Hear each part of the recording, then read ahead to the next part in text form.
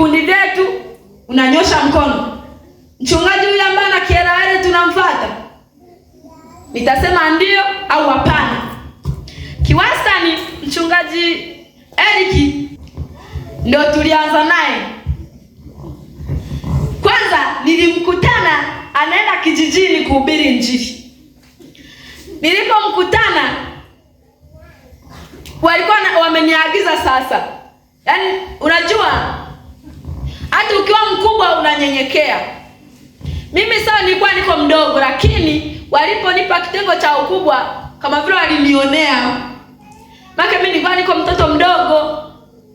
Kwa hiyo nikawa naona wale wakubwa wanaonizidi wanaweza kunipelekesha. Kumbe hamna. Wenyewe ndio yaani hata kama ukisema kaa hapo nikukalie wanakaa. Kwa hiyo nikamkutana. Ndio maana mtumishi wa Mungu leo amesema mchawi au ambaye ana maovu hawezi kumwangalia mhubiri machoni. Panakuwa pana moto. Kwa hiyo mimi nikamkutana mchungaji. Nikamsalimia bila kumwangalia usoni. Nikamwambia shikamoo. Simjui sasa kwani mchungaji au ni nani? Kwa hiyo yaani nilikuwa sijui kama ni mchungaji. Ajua amekuja huku. Kwa najua amekuja huku. Kwa hiyo nikasema huyu tunadili naye. Alikuwa ameshika Biblia. Akasema huyu subiri tudili naye. Mara ya kwanza alipokuwa analala tulikuwa tunamwendea. Nitaingia kimwili, wachawi wataingia kiroho. Mimi nitafungua mlango kimwili, yaani nilivyo hivi nilivyovaa. Nitaingia. Lakini wachawi wataingia kiroho. Lakini walikuwa hawawezi. Unaona? Mimi kwa sababu nilikuwa naingia. Kwa sababu nilikuwa sijavaa vile vitendea kazi.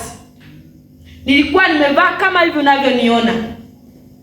Kwa hiyo nikaingia. Nilipoingia nikamwona alipolala. Lakini sikufungua mlango. Ila niliona ni chumba hiki. Tukaona hapa tumweze kimadhabahu. Tukashika nguo ya ndani tukamwekea madhabahuni huyu mchungaji. Alipokuja akaikuta, ndio niligundua kwa mchungaji huyu ana imani. Achezewi.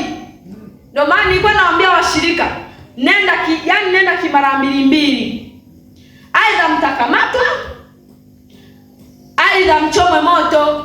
Wakawa wanisikia eti mimi ni mtoto. Lakini walinusulika. Nakumbuka tu mchungaji alikuwa sitaka toka ndani sio kufanyeje. Wako hapo wamesimama. Kwa hivyo mchungaji ana moto, mimi nimeshamuona wanabisho. Najua mchawi kitu ambacho anataka hauwezi ukampinga. Anataka akimalize ndo umpinge. Kwa hiyo alipoikuta na akaitoa akaenda kuitupa. Nikaona huyu mbona hajahuzulika? Yukoje huyu mchungaji? Wakaanza kusema au na yeye ni mchawi vipi? Au anatumia nguvu za giza au anatumia majini? Tukaanza sasa kusema kwamba anatumia nini? Majini. Maana majini na mchawi ni tofauti. Kwa hiyo mara ya kwanza tukashindwa. Mara ya pili tukateka dawa mlangoni kabisa kanisani. Akaruka akapita akaingia kanisani. Akumwa wala kudondoka chini. Nikajifikiria, hivi huyu mtu yukoje? Mimi niko hapa nimemwangalia. Alafu wengine wako hapa sio wanaumia. Tukaja kuna mshirika mmoja alikuja akapingana na mimi sasa. Nikampa adhabu ya kumfanya chizi. Unaona? Nilipomfanya chizi akaja akaombewa na mchungaji huyu. Alipoombewa akapona. Huyo ndo alikuwa anatuletea taarifa kwa mchungaji Eric yuko hivi na hivi. Kwa hiyo tulikuwa tunapata pengine nafasi ya kuingia. Unaona? Lakini tukaona mchungaji Eric atatushinda, tutumie washirika. Naona tukaja tukamtumia mshirika mmoja, yaani ili ampende yeye. Unaona? Yaani sisi tukawa tunataka yaani amharibie maisha yake. Kwa hiyo huyo mtu akawa anakaa karibu naye kiwastani, yaani akaonesha kuwa yaani ana upendo mwingi sana. Kwa hiyo alipoonyesha kwamba ana upendo, na sisi tukaona kazi yetu itafanyaje? Itaisha. Lakini mchungaji akasaidiwa na Mungu, haikuisha. Na hapo tukafeli. Alikuwa anaenda sisi kwa bibi mmoja kumuombea, tukatega dawa tena. Naona, tukasema hapa sio kanisani, tutege dawa. Akairuka, akaipita, akaenda. Tukawa tumepumzika, maana tulichoka. Tukawa tumepumzika sasa.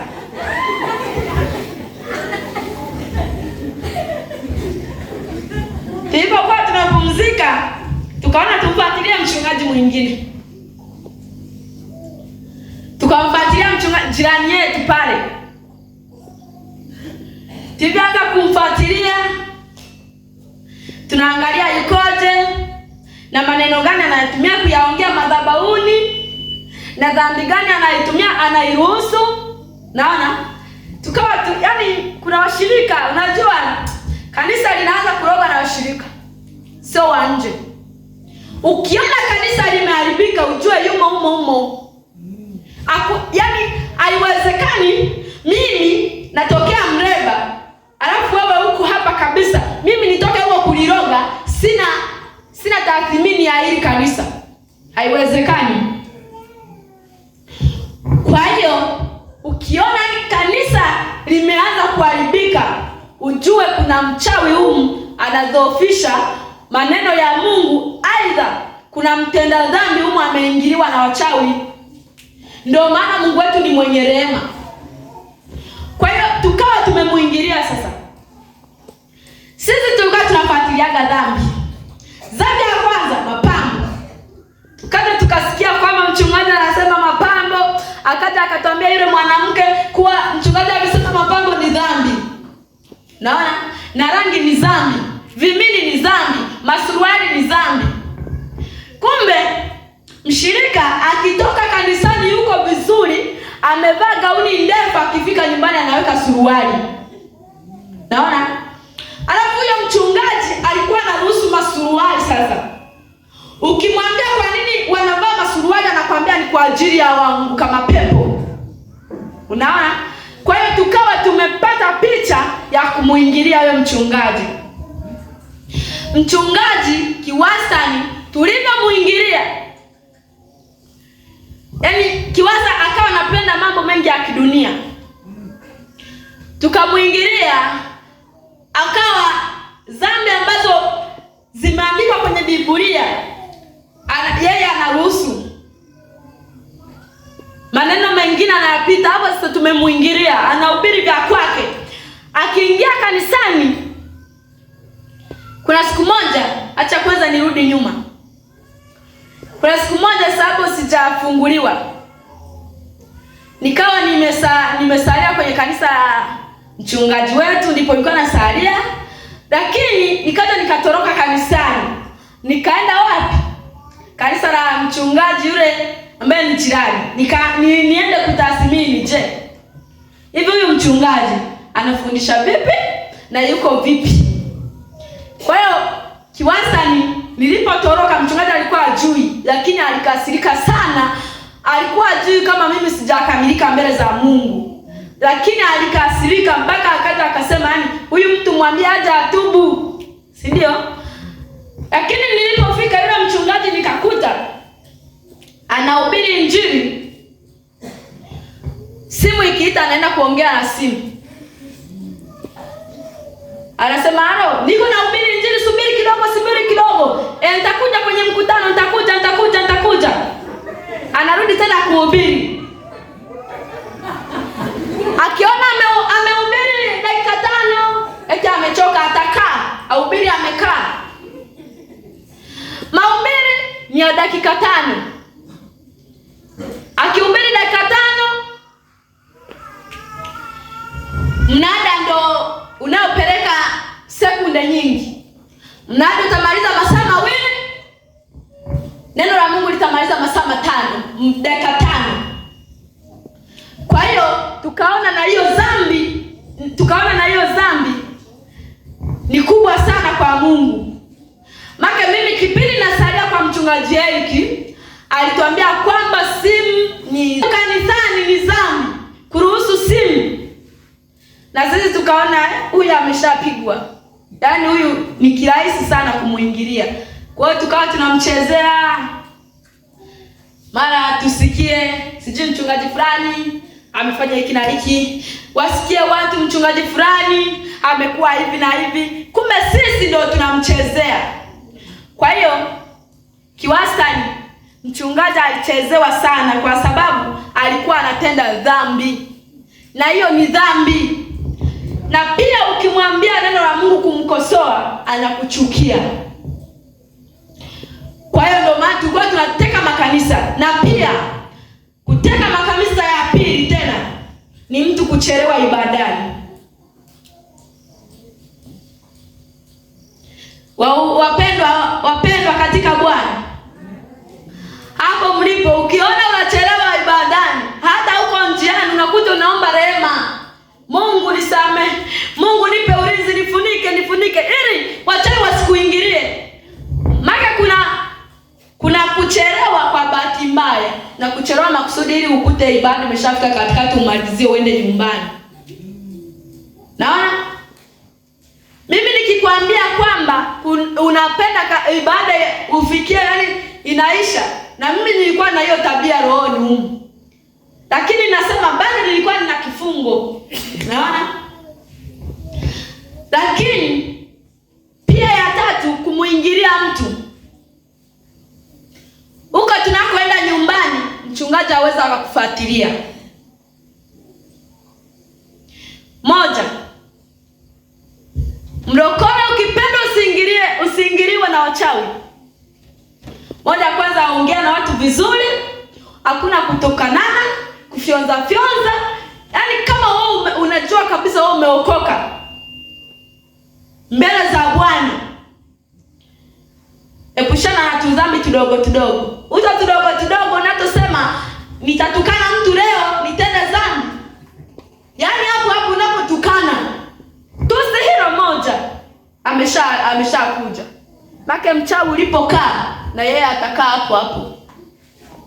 Naona? Lakini hauwezi sasa uko yani umekamilika mbele za Mungu afu mchawi akae karibu yako. Hii haiwezekani. Na ukija ukaota kwamba eti mgongo unauma, tumbo linauma, anakuwa amekukalia mchawi. Tumbo anakuwa amekulisha chura, aidha nyama za watu wametuuzamo nyama humo. Ili akishikwa njaa na kuingia usiku kutafuta nyama zake, anakuja anatoa, anakula.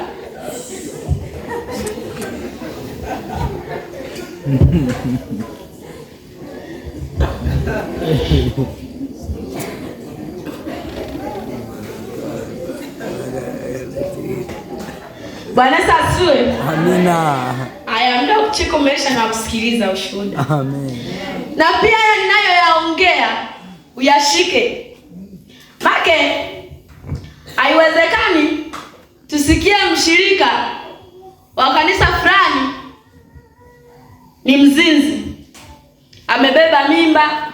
Usije ukaona watumishi wanabeba mimba, washirika wanabeba mimba ya uzinzi. Usije ukasema eti ni bahati mbaya, anakuwa ameingiliwa. Kwa sababu anakuwa yani amekosea tu kidogo. Maana tukikosea na shetani anashtaki. Ukikosea, Lucifer anakuwa ameshapata taarifa. Ukikosea, mchawi anakuwa ameshapata taarifa, ameshakusogelea. Maana mchawi sana paa. Mchawi aliigiza yani kama Mungu, kama malaika wanavyopaa. Kuona mchawi ana uwezo wa kupaa. Yaani dakika moja tu, yani kwa mfano ukisema ukianza kumsengenya mke wa fulani anajidai, hapo mchawi ameshaingia. Yaani hapo anakaa na connection zako. Kwa hiyo ukiwa unaomba, ndio maana tunaomba unapiga mitandao zao wasinione, ma TV yao. Yaani ma TV, tuna TV na remote. Kwa hiyo ukiona umeremotiwa ndugu yangu, hauombi, unasinzia. Muda mwingi unatumia kuongea kanisani. Ndio maana anasema kuongea kanisani ni dhambi. Unakuwa umejitakasa, lakini kanisani mtu akisema kuabudu, unaabudu. Mtu ukimwona ana dhambi, muache kwanza aabudu na umalize, utakuja umfuate baadaye. Naona? Na hiyo ni dhambi. Kwa mfano, uko naabudu, umemwona mtu hajajifunika kitambaa, umemfuata ukamfunika. Yaani hapo hapo unakuwa umetenda dhambi. Mchawi anaweza kuingilia, anaweza kupata nafasi ya kuingia mpaka madhabahuni, yaani mpaka hapa, kwa sababu umempa connection. Aidha anaweza kukuingia wewe, akawa anasikiliza mchungaji anachoongea kule. Naona? Kwa hiyo ukitaka asipeleke maneno yenu, unachoomba yeye yumo, anaweka uzio pale, anaweka.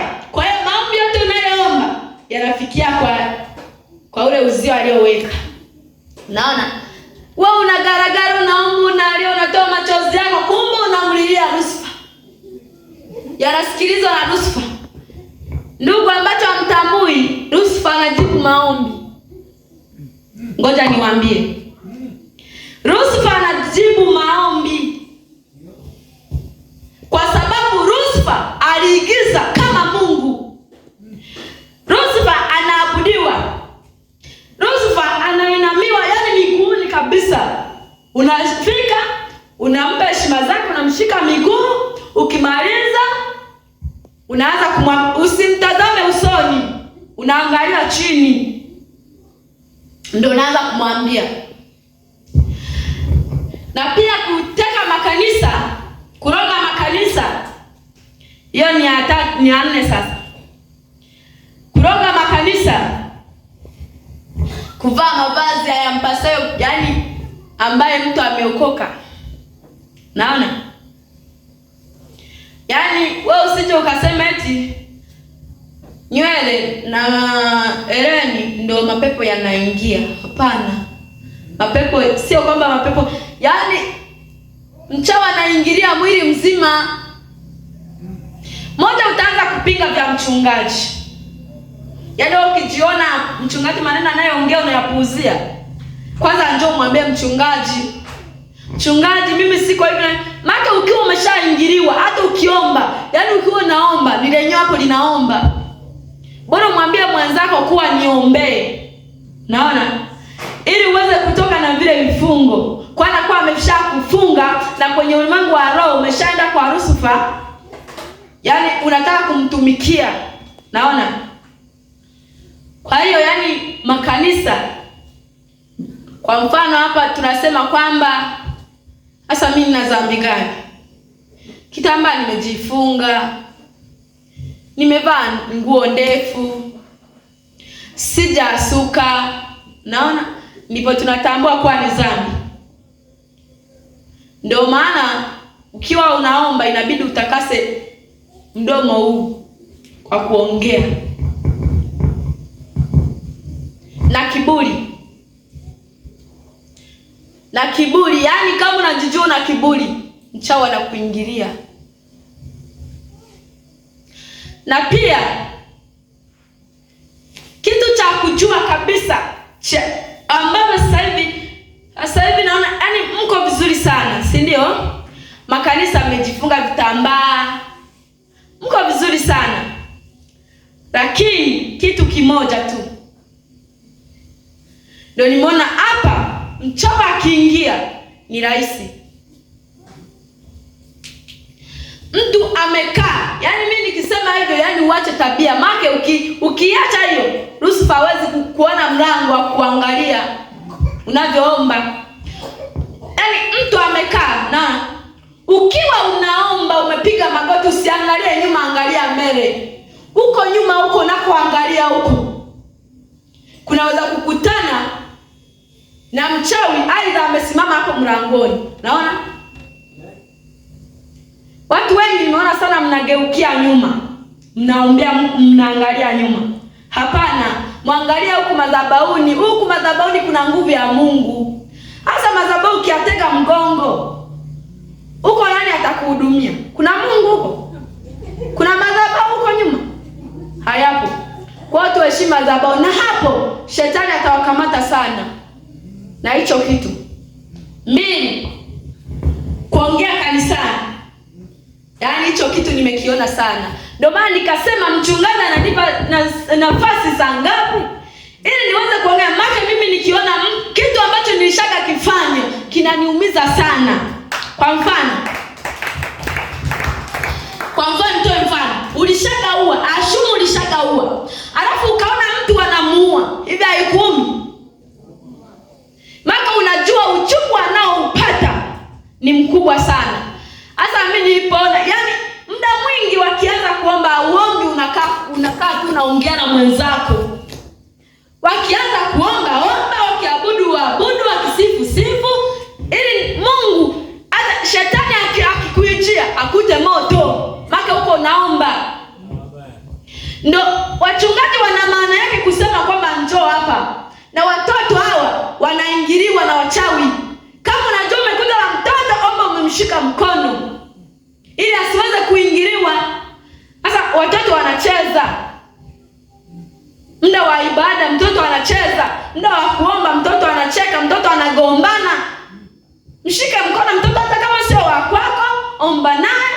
Wakimaliza na wewe maliza kufunga ibada, na mtoto afunge ibada. Maka amekuja kanisani kusikiliza neno la Mungu na kupata nguvu ya Mungu. Ataja kucheza. Amen. Bwana asifiwe. Amen. Kwa hiyo kiwastani wachawi wanabezi hapo sana. Ukiangalia wachungaji wengi sana wamekamatwa na wachawi. Tembea uone. Ndio maana wanasema kutembea ndio kujua.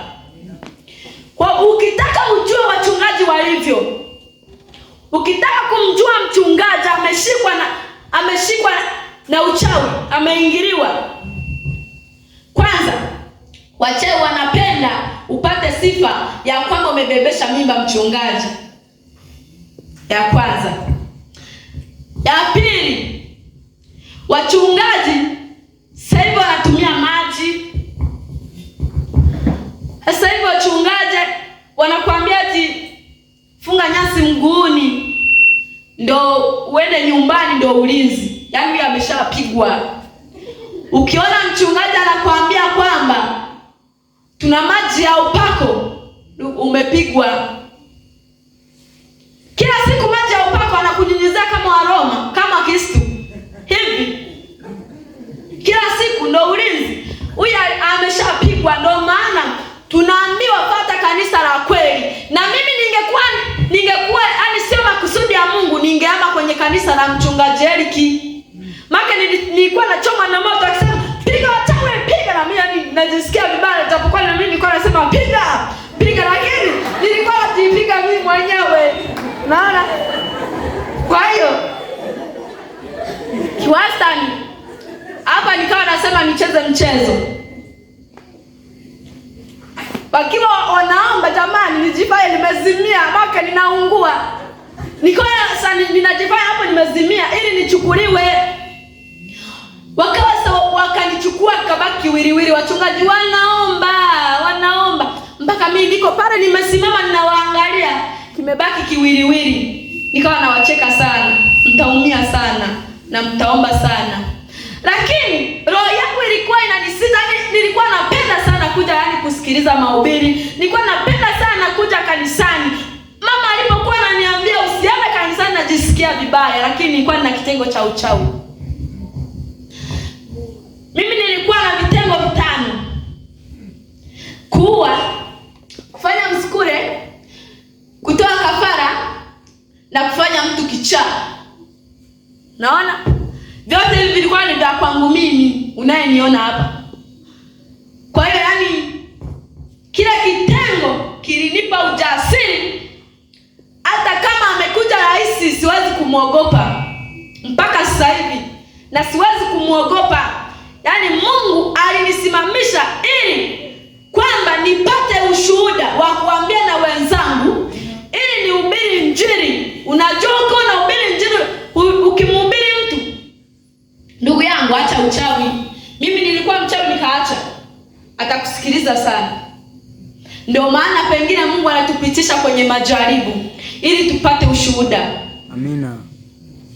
Ndugu yangu, nilikuwa mzinzi, nilikuwa kahaba, nalala magesti, nalala na wanaume wa watu, lakini Mungu ameniokoa. Ukiwa una ushuhuda, utahubiri mataifa na mataifa. Amina. Na pia Mungu atakutumia sana. Mimi nilikuwa sijui kama nitajua kuhubiri. Nilikuwa najua tu nitabaki kuruka na kutua. Kuruka na kutua. Naona? Lakini neema ya Mungu, wachawi wote mnaowaona watakamatwa. Amina. Mimi nilikuwa sijui kama mchungaji atanigundua. Tena nilikuwa nasemaje, mchungaji yule hajanigundua. Kumbe ameshanigundua tangia zamani. Anakaa na mimi, yani wakunitai.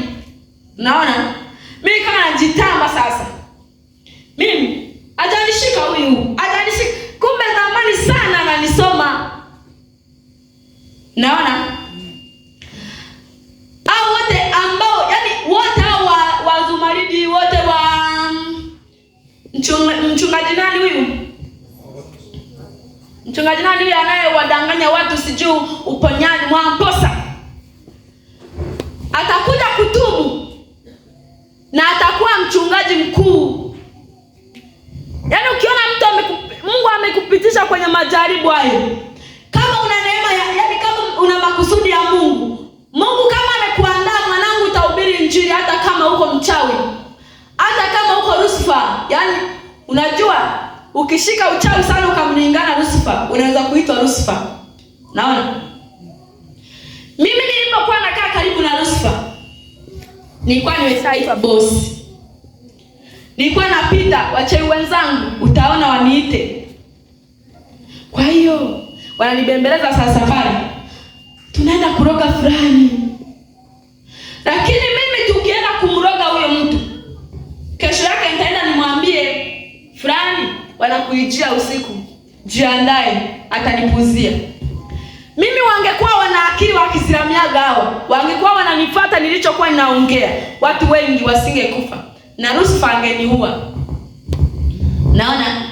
Kwa hiyo yani ukiingia kwenye uchawi uko binti, unaumia sana na unapata tabu. Make unaaganishwa aidha uolewe ila usizae. Yaani wewe ndio utasema sizai. Make ukimzaa mtoto wa kwanza ni sadaka, utakuwa umeangulia nini? Ndio maana mimi nilipoaganishwa nilisema sitaolewa. Naona? Nilisema sitaolewa na nitakutumikia Lucifer mpaka kufa kwangu. Kipindi ninakaa kwa mama mchungaji, nilikuwa napendelea kumwambia mama mchungaji mimi nitasomea usista.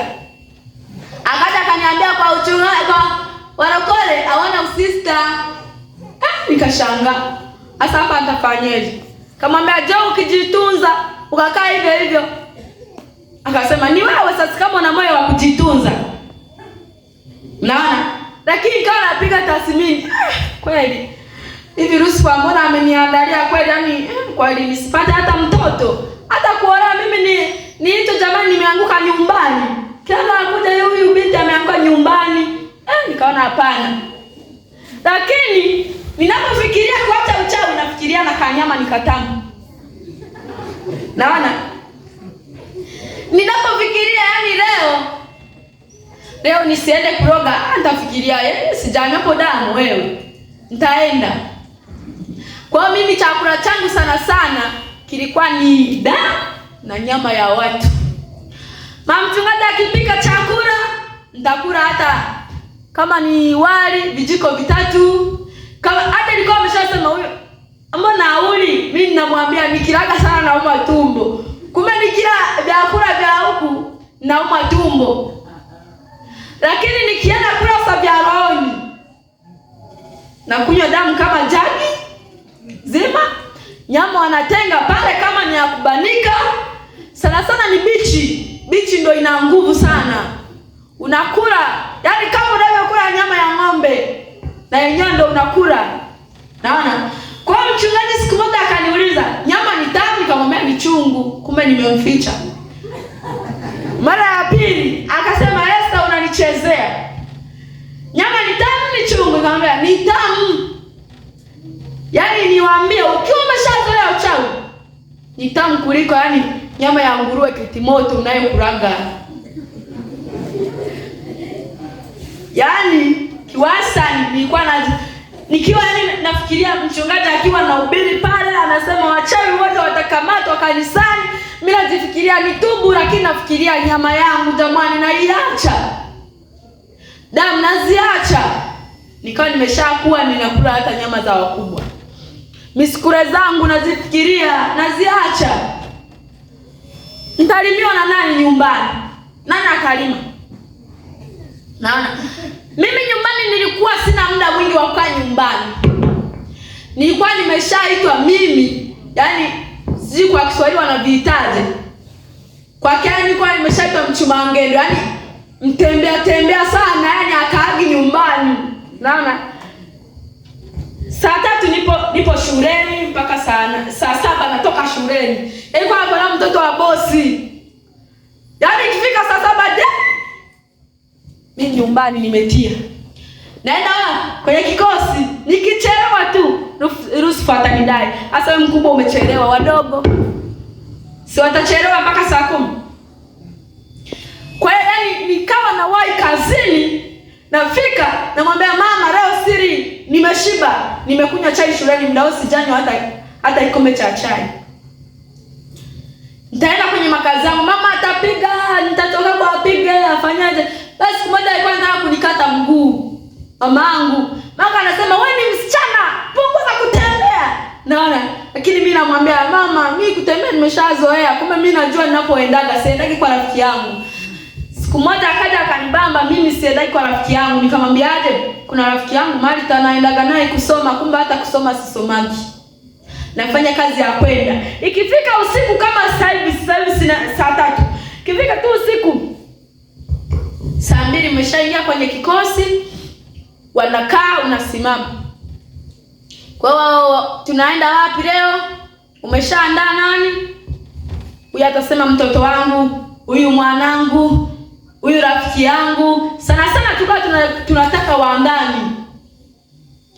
Hawezi ukaniletea rafiki yako nikakubali. Hapana. Nilikuwa najiuliza, kama mimi nimetoa watoto wa mama wangapi 6. Je, wewe utanidanganya eti nimemleta rafiki yangu na wewe toa mtoto wako? Ukiangalia wachawi, mtoto wa kwanza hawana. Wa kwanza ameshatolewa madhabahuni, yani ambaye madhabahuni yao. Naona sadaka, yani malimbuko. Naona kwa na wachawi na malimbuko, ndugu yangu, msijamajua eti yani na wachawi na malimbuko. Lakini